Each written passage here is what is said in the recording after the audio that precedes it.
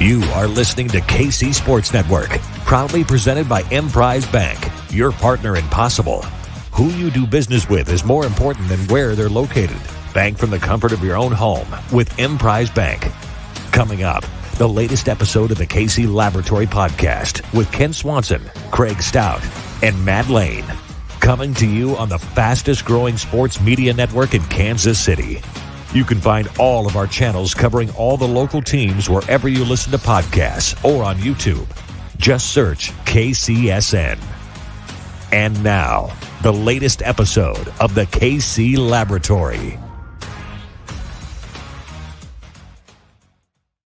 It's a live edition of the KC Laboratory presented by Emprise Bank, member FDIC. Matthew, I can't believe we are in week 18 of the season. The regular season's almost over. This is crazy. About time.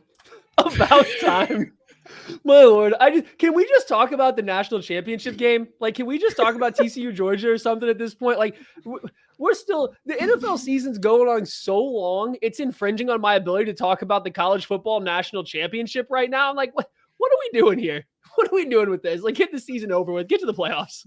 I mean, the number of people that I've seen just this week alone that have been like, so when are we getting our draft show? Like, most Chiefs fans are over it, are ready to get to the playoffs. They want to talk a little draft right here and then move on to the playoffs. Now beyond my burners. What else are you saying out there? Yeah, it's not just Maddie's burners. It's a little bit of everybody. So I get it. And, you know, coming into this week, not great football team. I put with a question mark after they took the San Francisco 49ers to the wire.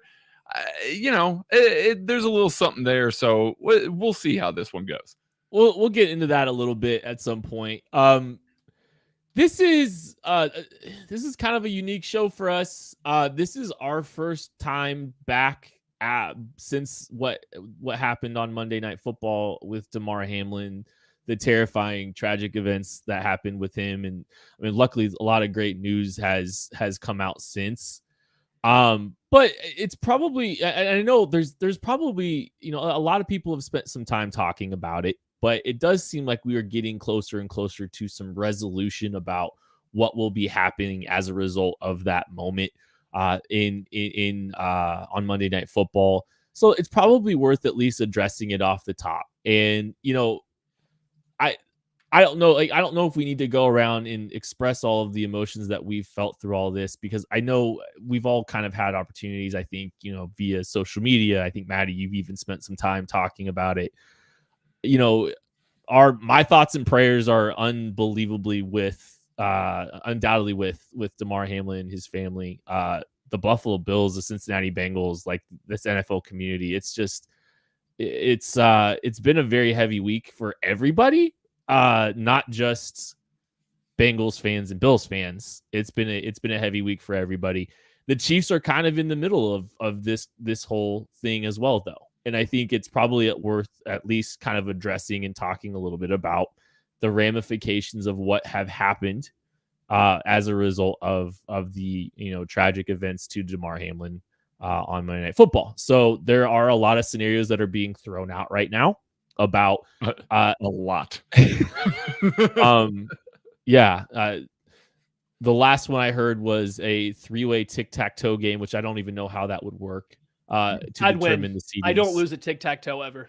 Oh, I was going to say that Andy wins. Like, he's going to come correct with his tic-tac-toe game. I mean, hey, look, Andy's the best in the NFL with his X's and O's. Am I right? Man, if you replace the O's with cheeseburgers, game over. That was pretty good, Kent. I know that we like to ride you down a little bit, but that was pretty good, buddy. You got Craig to chuckle at a pun, so like, I did. I'm pretty proud of that one, if I'm being honest.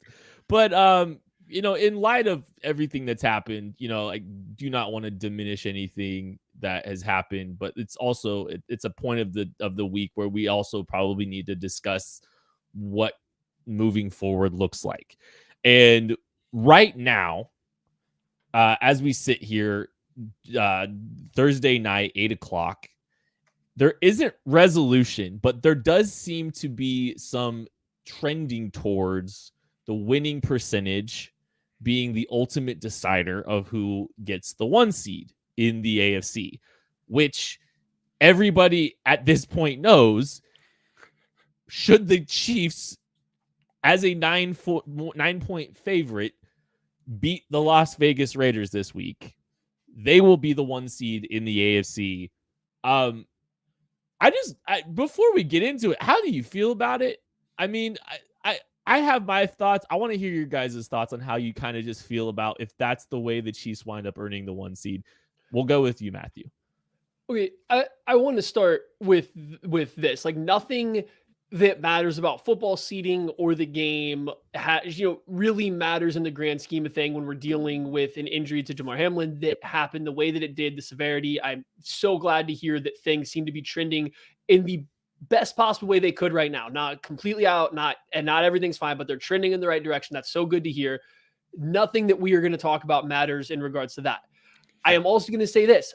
I am going to make some jokes at the NFL's expense of how they are going about this process. And I don't want this to be taken as any kind of not taking the situation seriously, because this has been, football is a big part of all of our lives. And since this has happened, for people that essentially, have this very, very time intensive hobby of football, it's kind of shut down a lot of what we want, not even do, but want to do, what we want to talk about, what we want to watch, how we want to think about this game that we spend a lot of time thinking and dealing with.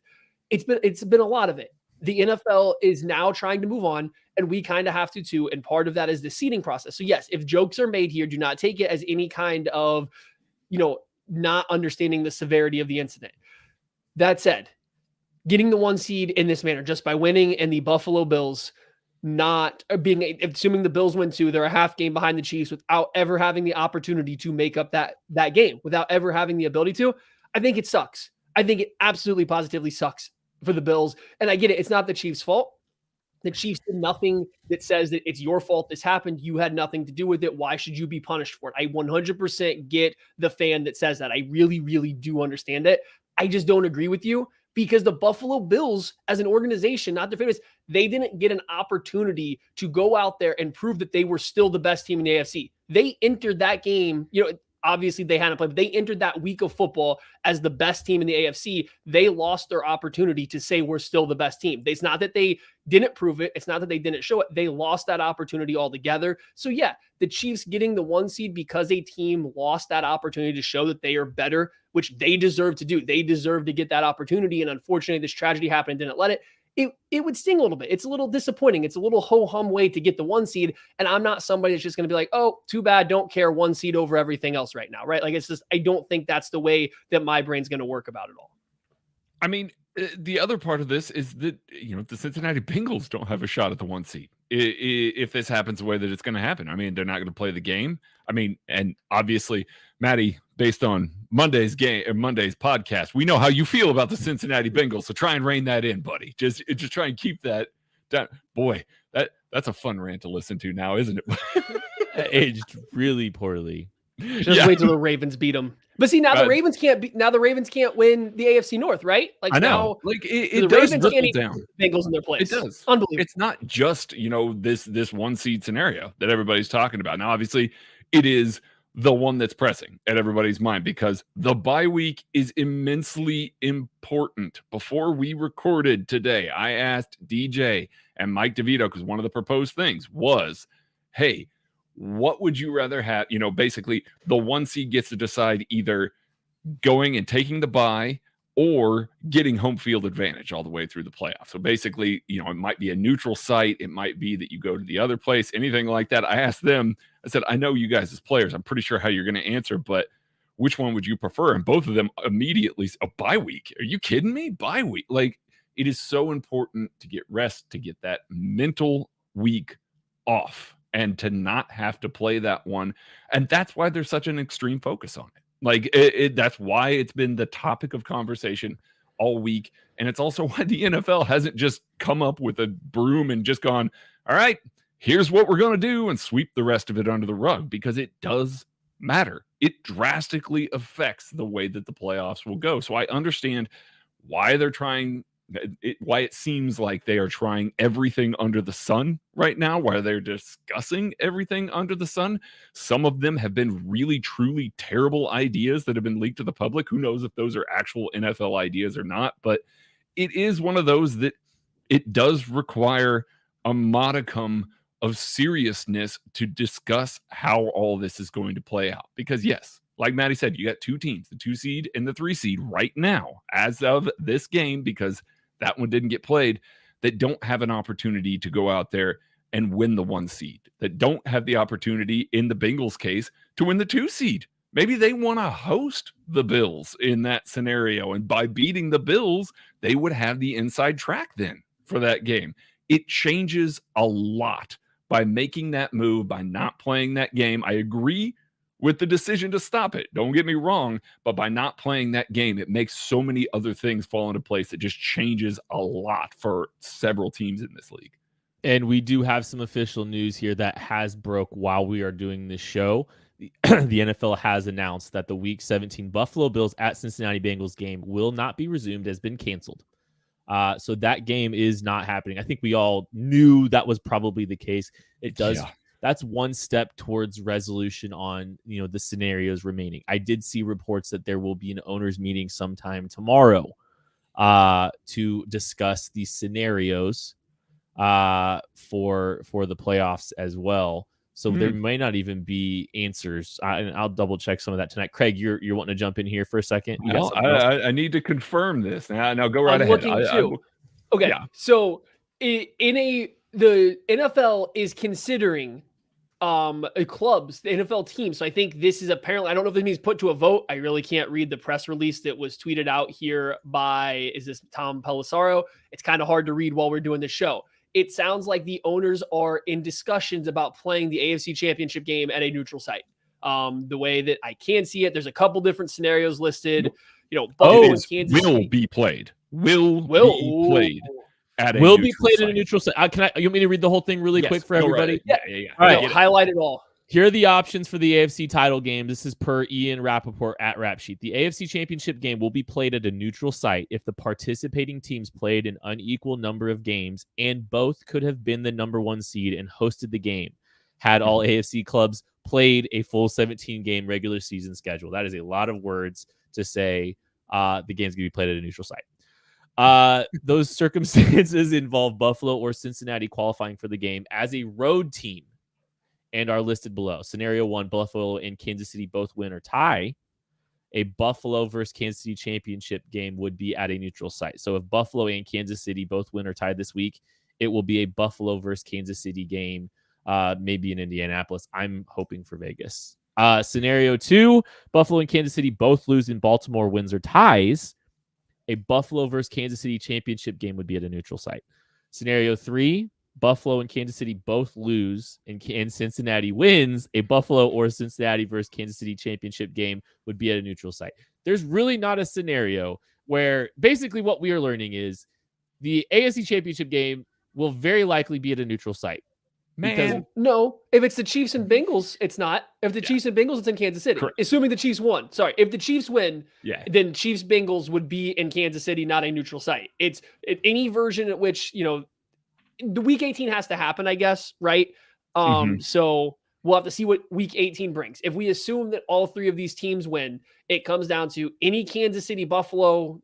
Kansas City Buffalo's neutral site. Kansas City Cincinnati would be non-neutral site. What's interesting to me, how they don't say that Cincy and the Bills as a 2-3 seed would have to play at a neutral site, given like the game that was going to directly determine that didn't get played. That's the one game that's being removed. Like, I get it. Like, they played the same amount of games, so technically the Bills are still ahead in the standings. It's just weird to remove the game that would have decided that. But alas, Chiefs will play at home. If they win, they'd play the AFC Championship game at home against the Bengals. If it's against the Bills, it will be at a neutral site. Again, assuming both teams win. So basically what I'm hearing is this is finally how Patrick Mahomes doesn't play a home AFC Championship game. That's what I'm hearing, right? No, it would gotta get these jokes. Yeah, off. I mean, it would have to be against Buffalo if all teams win this weekend. Yes, the only way. Oh well, yeah. If it's Bills Chiefs, it's not happening. There's a chance if Bills Bengals. There's a chance the Bills Bengals game happens in Kansas City, and any other team outside of Buffalo happens in Kansas City. Okay, so we have answers. Resolution. Does this mean the Chiefs, if they win, have the bye week then? I believe that means I think that's this not is included. the concession. Yeah, right. But I believe that this is the concession. I mean, basically everything that we heard set it up to be where you were trying to make it quote unquote fair. Nothing in this situation is ever truly going to be, quote unquote fair. Yeah. But trying to set it up in a way to where these teams weren't completely disadvantaged for missing this game. I think this is the concession for it. Basically, this sets it up as a concession. But the Chiefs, right now, with a win, would be the 1 seed and would get the bye week.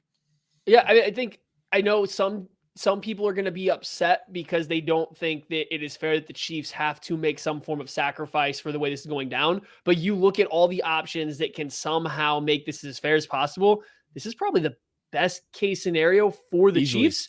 If they win, not only do they get the bye, but now they're not even going to, if it's Buffalo and Buffalo wins, they're not going to Buffalo to play in the AFC Championship game. Mm-hmm. They're going to go play at a neutral site. They're not playing a road AFC Championship game despite being the 1 seed. It's going to be a neutral site. If they win, they still get the bye. Like, really kind of worked out the best case scenario for them while also trying to make it fair for everybody. And that's not the most important thing of it all right now, but assuming the Chiefs win, that's probably the best case scenario for them. And I do see in the chat right now, real quick, some people that are saying, this is hypothetical. No, this is from the NFL. This is a press release from the NFL. This is what's going to happen. Just released. Yes. This has just been released. So if you are just now tuning in, it is just a come down.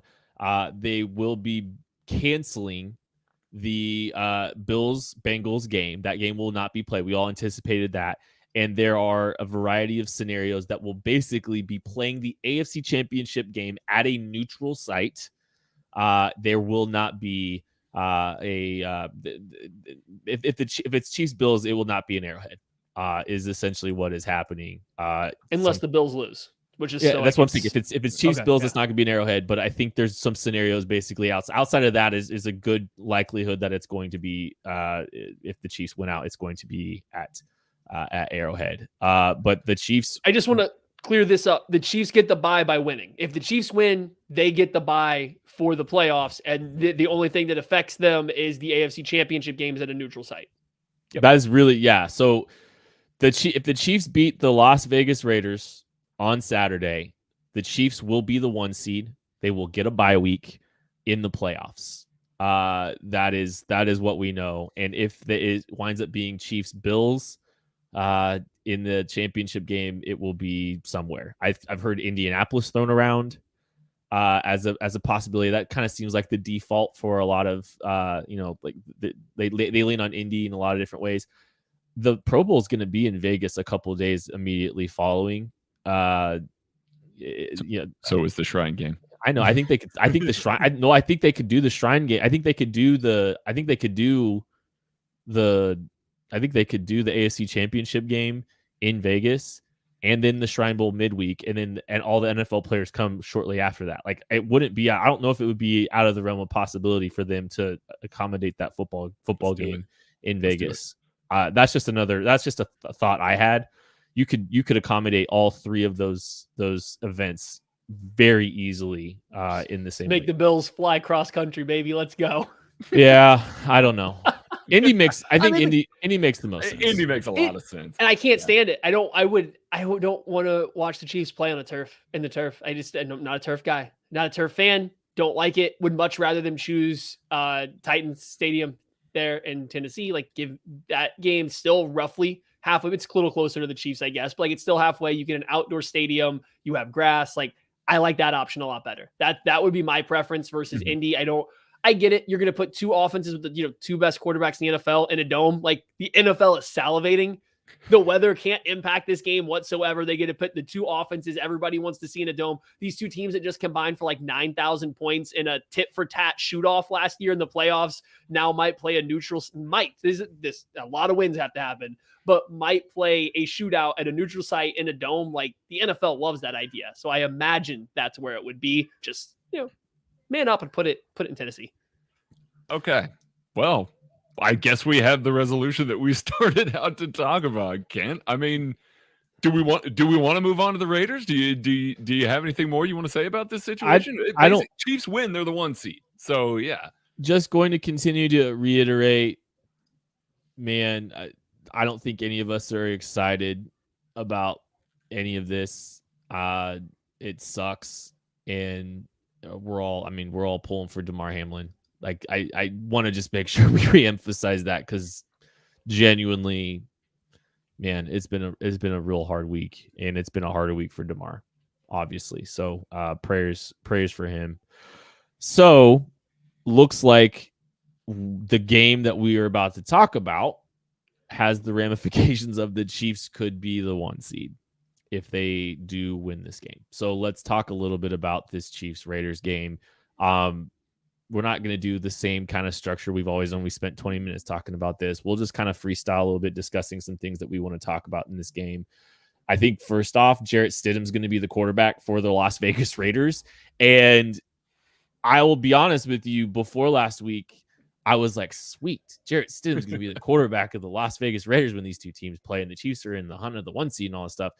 Jarrett Stidham had some really high level moments last week that almost knocked off potentially the best team in the NFC, the San Francisco 49ers. He made some very, very big throws in that game where I am definitely more scared of this game than I was 7 days ago, Matthew.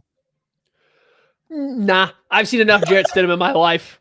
I've seen enough Jarrett Stidham in my life. You are not going to make me lose any sleep, any doubting the Chiefs playing that man at quarterback. He made some fun throws. He's clearly been in the Josh McDaniels system, and he clearly understands it a little bit better than Derek Carr did. It made sense. The meshing between Jarrett Stidham and Josh McDaniels, who have spent more time together, clearly showed. That said, my guy still threw 2 picks. One of them was not particularly pretty. Fumbled the ball. They got it back. Like, it's still the same Jarrett Stidham we've seen. I think it's one of those things, oh, here comes a backup quarterback. The 49ers, maybe aren't that prepared for what that's going to look like again. Should they have maybe watched the New England offense with him? Sure. Chiefs have seen Josh McDaniels and Jarrett Stidham together. Not pretty. I've seen Jarrett Stidham in a couple different uniforms. Again, not pretty. Derek Carr, as much as we like to, poke at him for just being a very pokeable player in the NFL landscape, he's a lot better than Jarrett Stidham. A lot better than Jarrett Stidham is. So, like, no, I'm not any more concerned. This should be a free win for the Chiefs, and we know how that usually goes. Yeah, I think that maybe that's the worry about this, is that you look at the way that he performed against a really good 49ers defense, and you look at that and you go, man, okay, so what did he do in that game? Well, he gave volume targets to Davante Adams. Well, that's smart. That's a really good decision by that. When he didn't see Davante Adams open, he gave the ball to Darren Waller. Well, damn it, that's a really good decision as well. And because they were really kind of beating the hell out of the 49ers through the air, the 49ers had to shift a little bit and shift their coverages. And now all of a sudden, Josh Jacobs able to get going a little bit. And NFL's leading rusher, Josh Jacobs, by the way. Yeah, that's the triumvirate if you look at it. And I understand that quarterback position means more than anything else, in anything else in the NFL. But if you are maximizing your playmakers, if you are maximizing your game breakers, and Davante Adams is a game breaker in the biggest sense of the word, it makes you dangerous. Now, do I think that this team is capable of coming in and hanging 50 points, 40 points on this Chiefs defense? No, I don't. And I know that some people are down on this Chiefs defense. I understand it. I understand their deficiencies. But no, I don't see them consistently moving the ball, consistently beating the Chiefs, especially now that Steve Spagnuolo is sitting there going, oh, okay, that's what Jarrett Stidham looks like with Davante Adams, Darren Waller, Josh Jacobs. We knew what he looked like with Josh McDaniels, but the receiving talent wasn't great over there. Now we know what he's doing there. Guess what? It's what we expected. It's the way that he's still pushing the ball down the field. You're not just sitting on everything short like maybe you had to in New England. He is still pushing the ball down the field. He is still targeting these guys in a big way. So, yeah, we need to play him as if Derek Carr was back there, because it is the same offense. It is taking some of the same chances. It is still pushing the ball down the field. And I understand if the 49ers thought, hey, man, this guy doesn't have the arm talent, doesn't have the ability to really threaten us deep, so we're just going to condense everything, and they got caught. I don't think Steve Spagnuolo is going to get caught. He'll be able to sit in too high, be able to play against Jarrett Stidham as if Derek Carr was back there, and I think that that's going to help limit some of what we saw him do to the 49ers.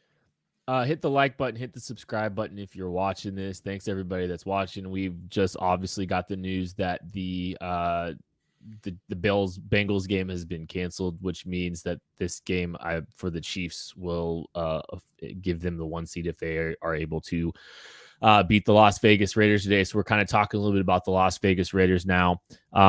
It looks like I'm looking at Davante Adams at the second most receiving yards of the season. In week 17, he had the longest catch of the season, beating a 58-yard catch that he had against the Kansas City Chiefs. Last time that these two teams matched up, and I'm glad you brought Davante Adams up, Craig, is because obviously, like, it's Davante Adams. And like a big reason that Jarrett Stidham had a lot of success was Davante Adams. Do you guys want to know? Don't look. Do you know what Davante Adams' yards per catch was against the Chiefs the last time that these two teams played? It was stupid high because he had a 58-yarder, a 48-yarder, and at least an 18-yarder in there. I just happened to look through them earlier today. So like, I don't know what else there was, but stupid big because I know those three existed. He had 41.3 yards per catch and 2 touchdowns. Davante Adams, three catches, 124 yards and 2 touchdowns.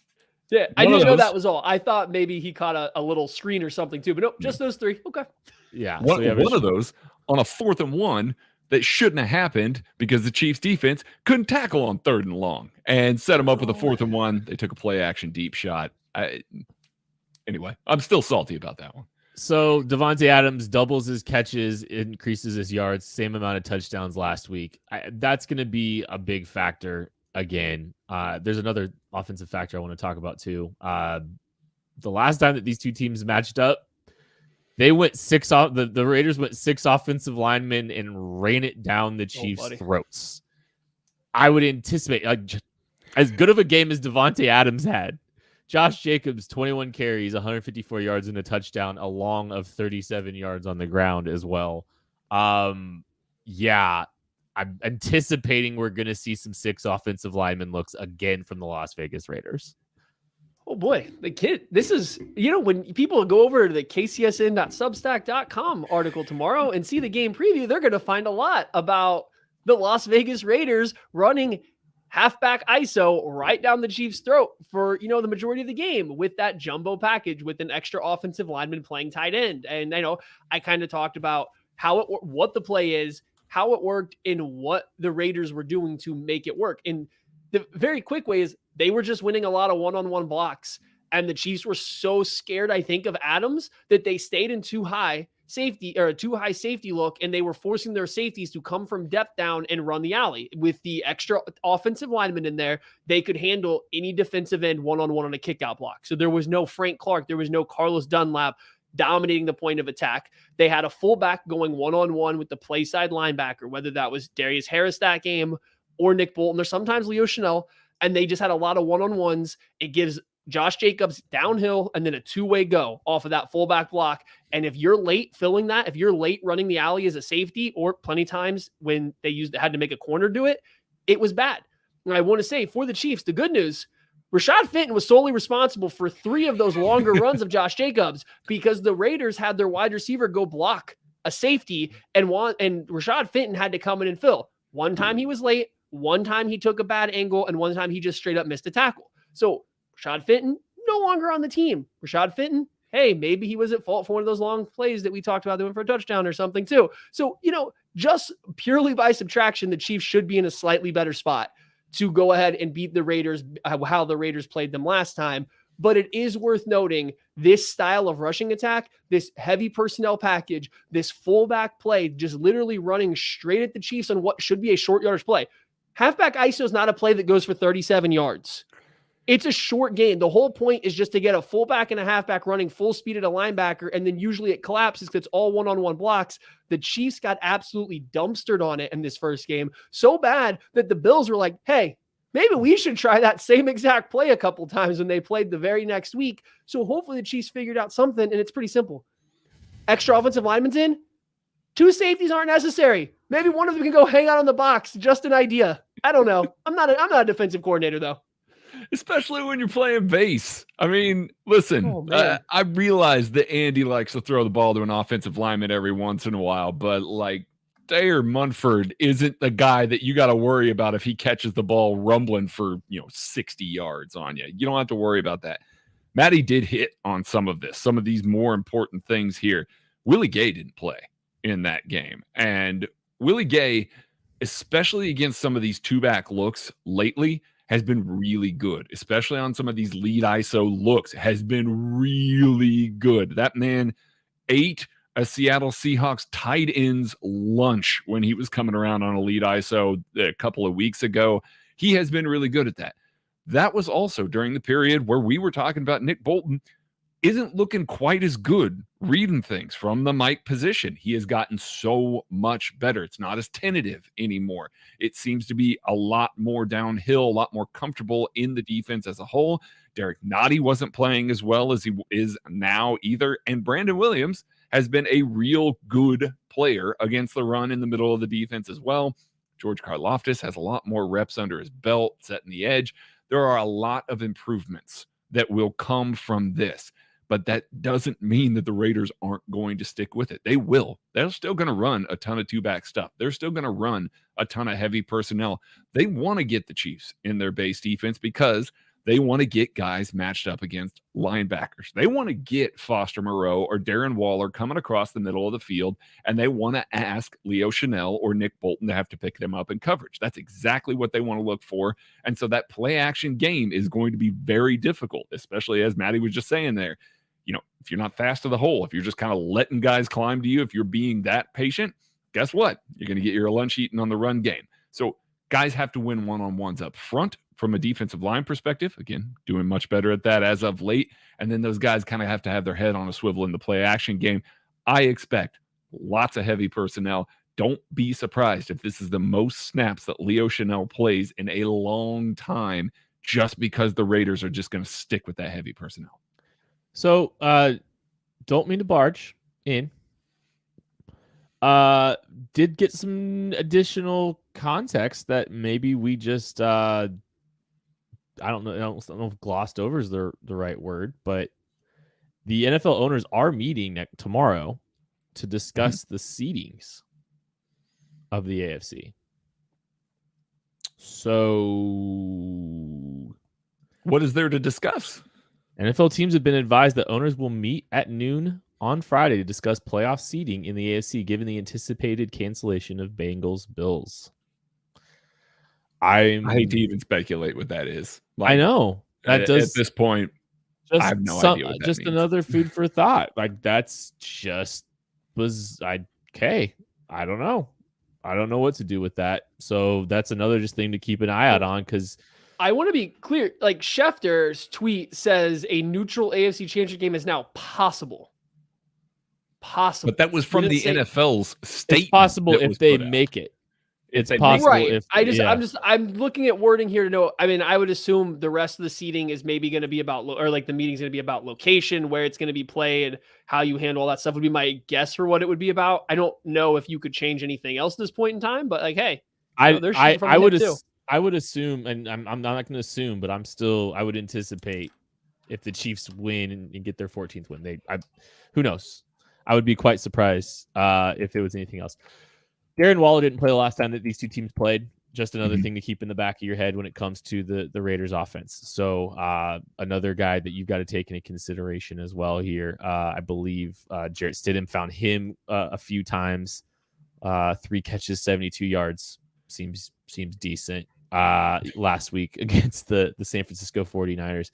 Anything for the offense, Matthew, that you want to discuss? Chiefs offense versus Raiders defense? No. Hopefully the Chiefs continue to get into their vertical passing game. I like what we were seeing versus the Denver Broncos. I don't think the Raiders have near as good of a defense, so hopefully they can not just scheme up, but work in some of these shot plays at the right times, whether that's these double moves to MVS, which are getting open, hitting guys up the seam. Kadarius Toney up the sideline seems to be a really good one for them. More corner routes. Like, I would like to see them continue to get into that vertical passing game, something I expect to see.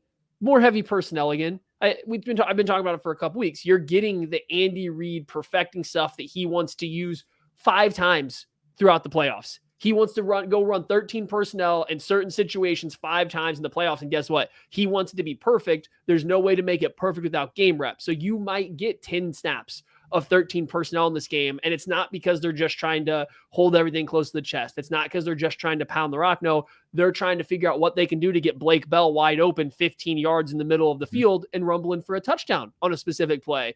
They're trying to figure out when you're going to forget about Noah Gray going in jet motion and then running a wheel route because he's a tight end. Why would he do that? They're doing very specific stuff. And I think 13 personnel is going to come back in the playoffs and play a role. I think you're going to see the Chiefs now without Fortson, but with Blake Bell, continue to try to play around with it and see what works. I am a little sad that Sky Moore is not going to play in this game. That hand laceration looks like it's going to keep him out this week. They seem fairly optimistic about him for the playoffs. So not something that's going to be a long-term issue for him. Just, hey, no need to re-aggravate it this week sort of deal, especially with Mecole Hardman now coming off of IR this week. They're not like-for-like players or anything like that, not trying to say that, but Mecole Hardman, as we've talked about in his absence, brought a different element to this Chiefs team, a horizontal element, a horizontal stretch element, and we know that he's got a little bit of the vertical stretch as well. It gives the Chiefs another guy. It's not just MVS that's having to run these vertical routes or Justin Watson that's having to run these vertical routes. Now, we talk a lot about Justin Watson, his usage, his route tree, everything like that. Guess what? You're in a pass-heavy script. Mecole Hardman makes a lot of sense out there as that guy because he's going to be a guy that's going to be able to stretch vertically again and come down with the ball a little bit. So I am excited to see what Mecole Hardman looks like. It's been a long time. Andy Reid kind of it wasn't a tempered expectation for this. I expected maybe coming off of IR that Andy Reid was going to, we'll see how it goes and like try and play it down. You know, he's got to get into it. It sounds like he's going to be ready to go, and maybe not in a full capacity, but in a mostly full capacity. This probably means we will probably see a little bit more Justin Watson when they're not in heavy personnel, but a lot of Kadarius Toney. Again, this is the second week back for Kadarius. Get him out there, get him comfortable again with that hamstring. I am curious to see how all these weapons fit together because we haven't seen Kadarius and Mecole together for extended periods of time. We haven't seen them both at Andy Reid's disposal. I don't think Andy's going to bust out all the great Kadarius and Mecole plays or anything like that, but I do think we can see the two of them on the field at once in some specific looks that Andy Reid wants a defensive coordinator to pay attention to. You know, basically jingle the keys over here and try and get them to look the other way so they can try and get those guys doing something else. So I wouldn't be surprised if we get 3 or 4 snaps with both of those guys on the field together just to put a little more on the plate of a defensive coordinator while you're easing Mecole into the game. Hey, do us a favor, hit the like button, hit the subscribe button if you're watching this. Anything else on the offensive side of the ball before we kind of get into some predictions here, Matthew? I don't think so. I think Craig touched on pretty much the last big thing was just what does Toney look like? If Mecole Hardman plays, cool. If not, like I want to see the two together because we haven't got to see the two really play together. And I think the Chiefs want to use Toney more as a real receiver or just a guy they put in space. I don't know if they necessarily want him to be their gadget guy. Can they? Yes.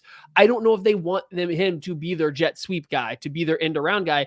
They want Mecole to be that guy. So if Mecole comes back and can take that role back like he's always had, what does that open up Kadarius Toney to do? Now, all of a sudden, especially with Sky Moore out, whether it's just this week or if it was extended through the playoffs, you know, Sky Moore, we didn't love his usage, but he definitely ran some routes on the backside of plays. And now they have Kadarius Toney, who's been running some very specific routes. If all of those start going to Kadarius Toney, if he no longer has to be the gadget guy, I just wonder what his role looks like. They clearly trust him to win jump balls up the sideline. They're trying to scheme up ways to get him on wheel routes for safeties and then trusting him to throw him the ball. So I'm curious as to what that looks like once we get a, healthy Mecole working out there. Not so much because I think the two together are super dangerous. I just want to see what Toney's role is. What's his role in this offense when he's not being forced into taking over some of Hardman's role? Anything else, Craig? No, I think we covered it on offense. Take care of business. Don't turn the ball over. Don't let Max Crosby affect this game. He's a really good player. We talked about a game breaker in Devontae Adams, or I did. Max Crosby is a game breaker on the defensive side of the ball. Like he can wreck the game for you. Don't let that guy ruin your game by getting pressure quickly through Orlando Brown Jr. or Andrew Wiley. Don't let him affect the run game. He's really good as a backside run defender, really chasing stuff down. Don't let him affect the game in the way that gets this defense back into things. This is not a good defense. It's just not. And the Chiefs should be able to move the ball, should be able to throw the ball. Max Crosby is one of the few guys on that defense that can make it better than, the sum of its parts. They can be an impact player and ruin some drives. Don't let him do that. All right, prediction time before we get out of here. Matthew, what do you see this game? What do you see happening in this football game? Okay. This game, my player to watch is Trent McDuffie because he didn't play in the first game. I think the Chiefs are going to have to find a way to trust their corners to cover Devontae Adams and Matt Collins, I guess, on the outside, so they don't have to play too high. And Trent McDuffie being back for this game, I think, is a huge part of that. My prediction for the game is essentially this. The Chiefs are going to come out. I don't think they're going to come out with like this perfect A+ game script. I don't think they're going to come out rocking on all cylinders, but I think they're going to come out crisp enough. They're going to come out clean enough that they're going to jump out to an early lead in this game. You're going to get a pretty good Andy script. You're going to get a team that executes pretty well through the first quarter and a half. They jump out to an early 3-score lead, 17 points, 21 points, something like that. And then they start to coast. It's going to be interesting to see what kind of fight the Raiders have at that point. Because if you have fight, the Chiefs, and they start to coast, you can easily claw back in. We see it time and time again under Andy Reid. I don't have a fear that the Raiders will come back and win, but they could come back and make this game close. If the team led by Jarrett Stidham and has a bunch of injuries and they have, there's security, there's head coach security, but you don't know what that team's looking like going forward. You're losing your quarterback that's been there forever. What kind of fight are they going to have if they drop down 17 points in a game that means absolutely nothing to them other than you beat the Chiefs in the last game of the season, right? So we'll see what the fight is. I think the Chiefs win this one, let's say 31-17. And I don't know if it's particularly, I think the Raiders kind of make it look a little better at the end. I just don't think that they're going to be here to fight this game out once the Chiefs jump out to an early one. It's funny because my player to watch is L'Jarius Sneed, because L'Jarius Sneed has been the guy to shadow everybody's number one receiver. He is questionable coming into this game with that hip injury that he suffered last week. If he can go, I can see the Chiefs trying out L'Jarius Sneed in those man coverage looks as a guy that shadows Devontae Adams. I don't want to interrupt you. I'm just curious. Why do we think Sneed didn't shadow Jamar Chase, but he's shadowing larger receivers? Do we think Adams is the Chase category or a different category? I think that it was after the Chase game. I believe it was Chase, and then it was Jerry Jeudy the week after that Denver game. He did not shadow at that point in the game. Jerry Jeudy ate their lunches after Jamar Chase ate their lunches. And I think Steve Spagnuolo said, hey, listen, we got to make a shift. And I think that's when the cut-in was, because it was after that all of a sudden we started, not so much Houston. Houston didn't have anybody that they really felt like they needed to shadow, but DK Metcalf, and then this last game, Jerry Jeudy again. They clear focus on getting L'Jarius Sneed against those guys. So anyway, player to watch. We'll see how he performs against Devontae Adams. Is kind of might dictate if they continue to use it in the playoffs. He might get beat up a little bit. Don't get me wrong. I fully expect it. Devontae Adams is an elite receiver, but if he holds the zone more often than not, when they get to a Bengals or another team with another stud receiver, Steve Spagnuolo might feel a little bit more comfortable using it again. And that's what I'm looking for to see what happens there. As far as the game prediction, like I said, don't let the game breakers beat you. Chiefs defense, I think, is going to play the run so much better. The secondary is so much better than the last time that the Chiefs defense faced this team. Justin Reed is playing better. Trent McDuffie's back. L'Jarius Sneed is playing better, and they're trusting these rookies on the outside. I expect to see a lot of Jalen Watson. On the offensive side of the ball, the secondary is worse. It's worse than the last time the Chiefs saw it, too. I expect Juju, MVS, Kadarius Toney, McCole Hardman, whoever it is out there, to still eat, and Travis Kelce will as well. I think that the Chiefs are going to win this fairly comfortably. I think Andy's going to call a good script because he's going to need him to focus. And I think this week's been hard on a lot of NFL teams. So come out with a good script, come out with something that these guys feel comfortable with, lean on it a little bit. Chiefs are going to end up winning. I'm going to say 28-13. My player to watch is Patrick Lavon Mahomes. He can continue to cement himself as the MVP of this league with another strong performance. I think you're going to get a strong performance out of him. I don't know if it's going to be a blowout or anything like that. I actually think the Raiders will cover this 9-point spread. I think it'll be a little bit of an ugly game. I think the Chiefs will get out ahead. I don't think it'll ever be super in question. It'll be less in question than it was against the Broncos, but I don't think I see the Chiefs running away and hiding. So give me 28-21. The Chiefs win this football game. And Mahomes does have a strong performance, though, to close out the regular season. Again, prayers to Damar Hamlin. Thank you all so much for watching this show. We've all had a lot of perspective, I think, this week, and we appreciate you all. We appreciate all the people that are putting their lives on the line to play the sport, and I don't think any of that's lost on anybody this week. Be kind to each other, love each other. We'll catch you later.